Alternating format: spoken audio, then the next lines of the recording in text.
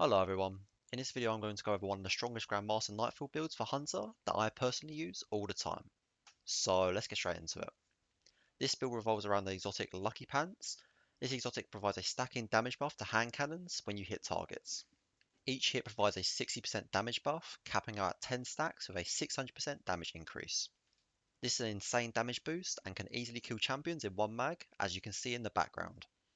What's great about this is that your hand cannon can be your sole damage dealer, which allows your other weapons to be focused on other roles such as ad clear and champion stunning. This makes your build very flexible, allowing it to adapt to the weekly champions and weapon surges.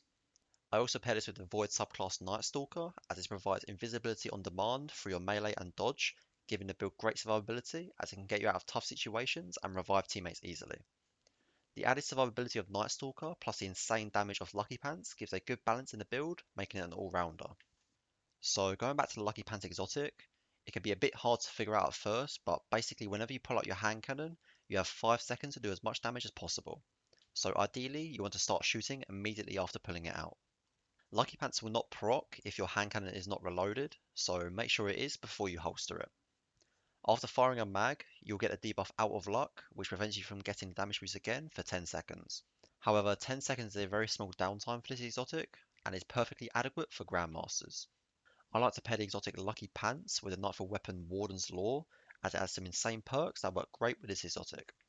This includes Fourth Time's a Charm and Vorpal Weapon, the latter giving the hand cannon a straight 20% damage increase to champions and bosses. It also has a high rate of fire, allowing you to reach the maximum damage boost quicker and get more shots off with it active, increasing its total damage. Another amazing hand cannon that is more widely available would be the exotic Malfeasance. This hand cannon has Vorpal Weapon built in and does 25% extra damage to taken enemies, making it especially good for taking enemy nightfalls. For my heavy, I use a machine gun for the best ad clear possible, as your damage dealing is already covered by your hand cannon. A machine gun such as Commemoration works perfect as it has amazing perks such as Reconstruction and Killing Tally, but there are plenty more that do really well such as Thunderlord. You can also choose which machine gun to use by which surge is active that week, which would increase its damage by 25%. For my secondary, I mainly use it for stunning champions as ad clear and damage is already covered. A secondary I often use would be Still Hunt to stun the barrier champions through the new artifact perk, Anti-Barrier Sniper Rifle. Other artifact perks that benefit the build include Overload Hand Cannon, as well as Counter Energy, which grants us 25% energy to our least charge ability whenever someone stuns a champion, which basically happens all the time in a Grandmaster, helping our invisibility regen. Here's an overview of my subclass. The most important features are the two aspects Trapper's Ambush and Vanishing Step, which make both your melee and dodge grant invisibility.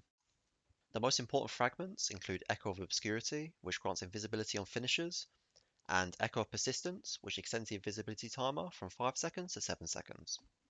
In terms of what mods to use, the most important are Reserves and Scavengers, which match your heavy to help with ammo preservation. Mods that help get invisibility back are also very useful, which includes Momentum Transfer, which reduces our melee cooldown when we cause damage with a grenade, Bolstering Detonation, which decreases our class ability cooldown when we cause damage with a grenade, Outreach, which reduces our melee cooldown when we dodge, and Distribution, which decreases all our ability cooldowns when we dodge as well. You're also going to want to throw on some resist mods, especially resist mods to the threat that week.